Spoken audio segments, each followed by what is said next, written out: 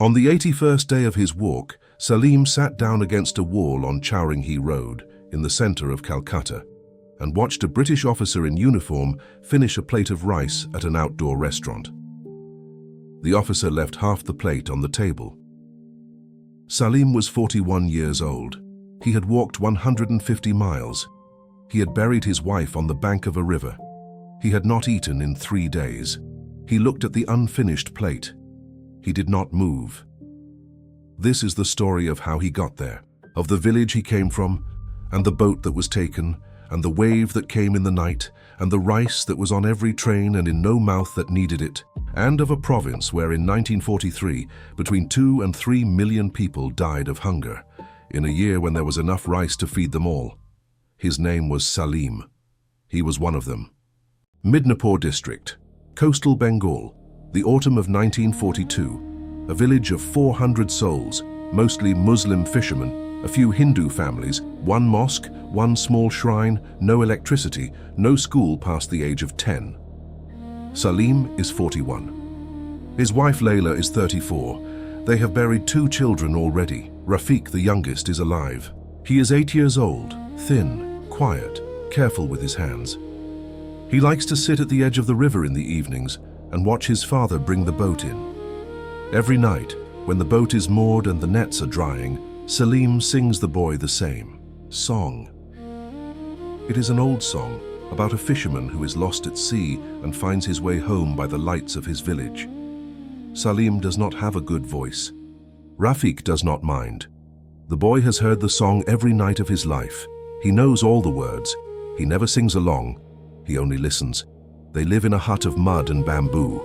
The roof is thatch, the floor is earth. Outside, by the riverbank, there is a wooden boat. The boat was built by Salim's grandfather in 1890. It has fed 3 generations. Salim does not own land. He does not need to. He owns the boat. With the boat, he catches fish. With the fish, he buys rice. With the rice, the family eats. That is the entire economy of his life, and it has worked in this same shape for as long as anyone in the village can remember. Layla cannot read. Salim cannot read. Rafiq has learned 5 letters at the village mosque before the teacher stopped coming. But Salim can read the river. He knows where the fish move in October, when the monsoon will turn, how to repair a torn net by feel in the dark. He has taught Rafiq to recognize 3 kinds of fish by their shadows under the water. The boy is good at it. The boy is going to be a fisherman. None of this knowledge will save them. Because in the spring of 1942, 3 things had already happened that had nothing to do with the river, and that would erase this village within a year. The first came on a piece of paper carried by a man with an English name. The second came as a wave. The third was the silence of men in offices 1,000 miles away. In March 1942, Singapore fell to the Japanese army. By May, the Japanese had taken Burma. The border of Burma is the border of Bengal. For the first time in the war, British India was within reach of an invasion. The British military made a decision. If the Japanese landed on the coast of Bengal, they should not find boats. They should not find rice. They should find nothing they could use. The order was called the denial policy.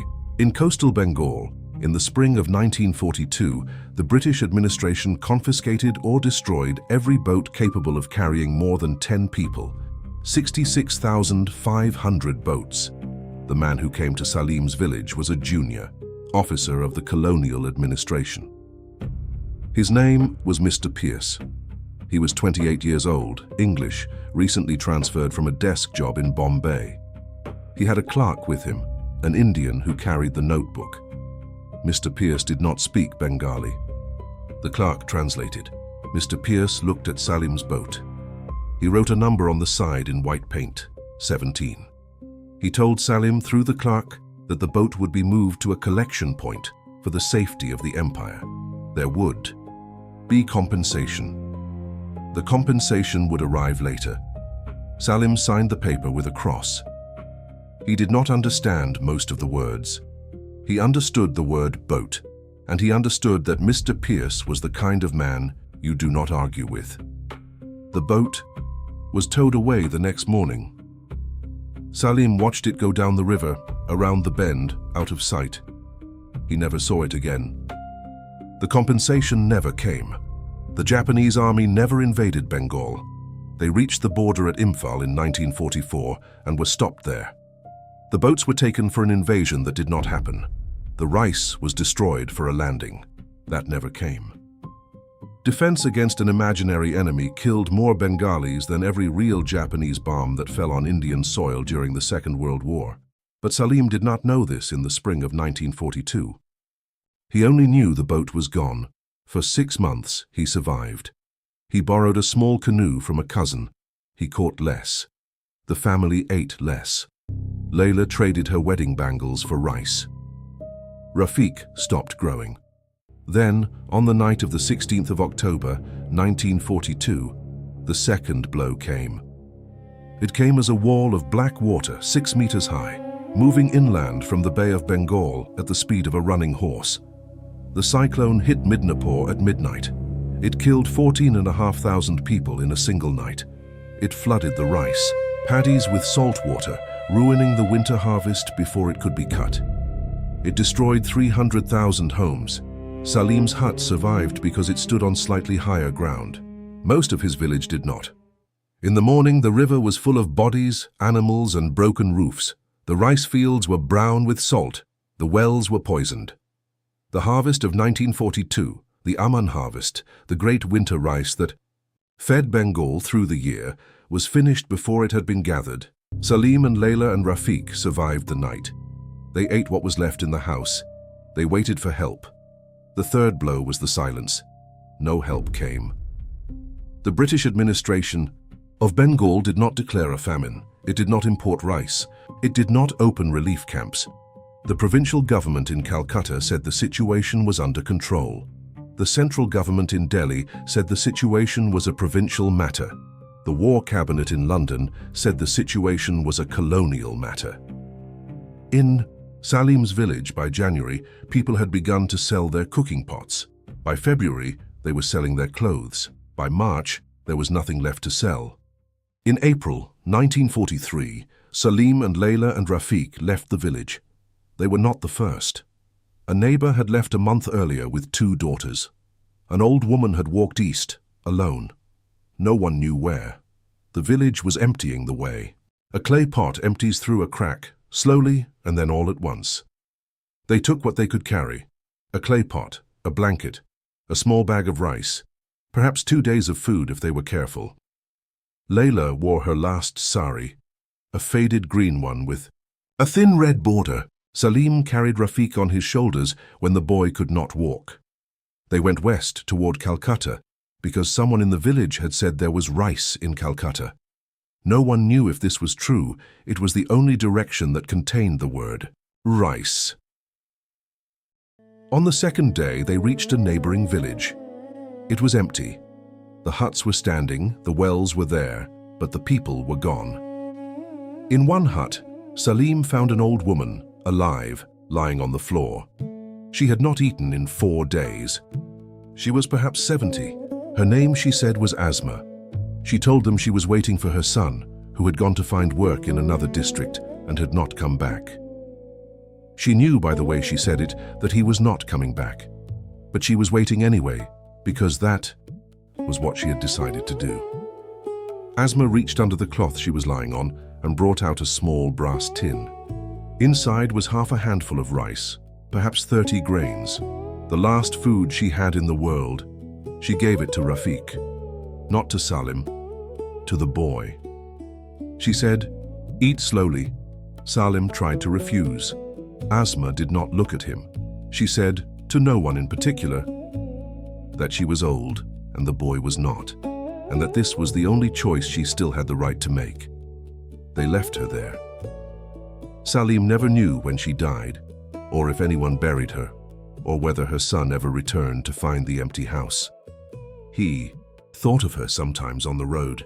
He thought of her until he could not think of anything anymore. On the 5th day, they reached a small market town. The market was open. There was rice for sale. The price was 37 rupees a mond, about 37 kilograms. Before the war, the same mond had cost 6 rupees. A kilogram of rice now cost more than a fisherman could earn in a month if he still had a boat. Salim stood in front of the rice merchant for a long time. He had 4 annas in his pocket, a quarter of a rupee. The merchant did not look at him. There were many like him standing in the market that day. While Salim stood there, a freight train passed on the line behind the market. It was loaded with sacks of rice. Salim did not know where the train was going. The train was going to Calcutta. In 1943, Bengal harvested only 5% less rice than the average of the 5 previous years. There was enough food in the province to feed everyone. The famine did not happen because there was no rice. The famine happened because the people who needed it had no money to buy it, and the people who had money lived in the cities the trains were going to. Salim watched the train disappear. He picked up Rafiq. They walked west. By the 3rd week of walking, the road had changed. It was no longer a road. It was a procession. Thousands of people, all moving in the same direction. Whole families, old men carried by sons, mothers carrying children who no longer cried. The strong walked ahead. The weak fell behind and did not catch up. No one spoke much. Speaking required water, and water was scarce. The wells along the road had been used by too many. Cholera had begun. Cholera does not need a famine, but a famine is the perfect house for cholera. A weakened body cannot fight it. Contaminated water carries it. Crowded roads spread it. By May 1943, in the districts west of Midnapore, cholera was killing as many people as hunger itself. Layla weakened on the 18th day. She had been giving most of her share to Rafiq. Salim had been doing the same, and neither of them spoke about it. By the 22nd day, she could not stand. They reached a river crossing. The ferry cost 2 annas a person. Salim had nothing. They sat on the bank and waited. That night, Layla called Salim close because her voice would not carry. She did not speak about herself. She spoke about the boy. She said, "If a chance comes, any chance, to save him by letting him go, take it." Salim did not answer. She made him say the words. He said them. Layla died before dawn. It was probably cholera. It might have been hunger. In the famine of 1943, this distinction stopped meaning anything. Most of those who died did not die directly of starvation. They died of cholera, malaria, smallpox, dysentery, diseases a fed body fights off and a starving body cannot. Salim buried her in the soft earth above the river. He had no shroud. He used her sari, the green one with the red border, and kept a small strip of the cloth which he tied around his wrist. He said the words he could remember from the mosque. Rafiq watched and did not cry because he had learned by then that crying did not help. In the morning, Salim took the boy's hand and they kept walking west. On the 31st day, they reached the railway. The railway was a different country. It had stations, signals, uniforms, schedules. It belonged to the British administration and it was working perfectly. Trains ran on time, goods moved. The war effort continued. Salim and Rafiq tried to board a train at a small station. They were turned away by a railway policeman with a stick. The trains were not for them. Standing on the platform, in a clean white shirt and a sun helmet, was a British officer of the railway administration supervising the loading. He was 29 years old now. His name was Mr. Pierce. He had been promoted. The boat confiscation work in Midnapore had ended. He had been moved to railway logistics for the Eastern War effort. He stood with a clipboard, counting wagons of rice as they left for Calcutta. He glanced briefly at the crowd of villagers being pushed back from the platform. He did not recognize Salim. He had written numbers on 3,000 boats in 1942. He did not remember any of their owners. Salim did not recognize him either. To Salim, all British officers in white shirts looked the same. He did not know that the man on the platform was the same man who had taken his boat. He only knew that the rice was on the train, and he was not. So they walked along the tracks. It was easier than the road. The tracks were straight, and they led to Calcutta. While they walked, the trains passed. Freight trains, full of sacks. Salim could read the shape of a rice sack from 100 meters away. He did not need letters for that. He did not know, could not have known, that in October of that same year, a new viceroy would arrive in India. His name was Archibald Wavell. He would fly over Bengal and see what was happening. He would write in his diary that the Bengal famine was one of the greatest disasters that has befallen any people under British rule. He would request emergency grain shipments from London. The British War Cabinet would refuse most of them, citing a shortage of ships. Canada offered 100,000 tons of wheat. The United States offered transport. The British War Cabinet declined both. This conversation was happening in rooms Salim would never see, in a language he could not speak, about a province he was walking across on foot. On the 38th day, at a small station along the track, Salim saw a passenger train preparing to leave for Calcutta. Most of the carriages were closed to villagers, but the last carriage was a freight wagon, half empty, and 3 families were already inside. They were better fed than Salim. They had paid someone. They had room for one more, but only one. The mother of one of the families was watching Rafiq. She was perhaps 40, with 2 children of her own, both older than Rafiq. She came down from the wagon. She spoke to Salim in a Bengali different from his, the Bengali of a town, not a village. She said, "We are going to relatives in Calcutta. They have food. We can take the boy. We cannot take you." Salim stood very still. He looked at Rafiq. The boy did not understand yet what was being offered. He thought of Layla, by the river, making him promise. He thought of the road behind them, and the road ahead, and how thin Rafiq's wrists had become in the last week. He thought of Asma in the empty hut, giving the last grains of rice to a stranger's child. He thought of every choice he had made for his son until this one, and how each had led to less. He knelt down. He untied the strip of green cloth from his wrist, the strip from Layla's sari, and tore it in 2. He tied one half around Rafiq's wrist. The other half he knotted high on his own left arm, above the elbow, where the road would not take it from him. He told the boy that this was so he would remember his mother. He told the boy that he, Salim, would come to Calcutta soon and find him. He told the boy to go with the woman now and to be good and to eat when he was given food. Then, because he did not know what else to give him, he sang, quietly, badly, the way he had always sung, the first 2 lines of the song about the fisherman lost at sea. Rafiq did not sing along. He never had. He only listened. The woman lifted Rafiq into the wagon. The train pulled away. Salim watched it until it was a black line, and then a dot, and then nothing. He never saw his son again. He did not know if Rafiq survived the journey, or reached Calcutta, or was taken in, or was abandoned at the next station, or died of cholera in the wagon. He never knew. He kept walking west because he had told the boy he would. Calcutta did not begin. It accumulated.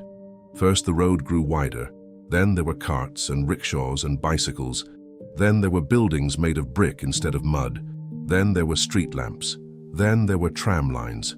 Salim arrived at the outskirts of Calcutta on the 75th day of his walk. He did not know the date. It was August 1943.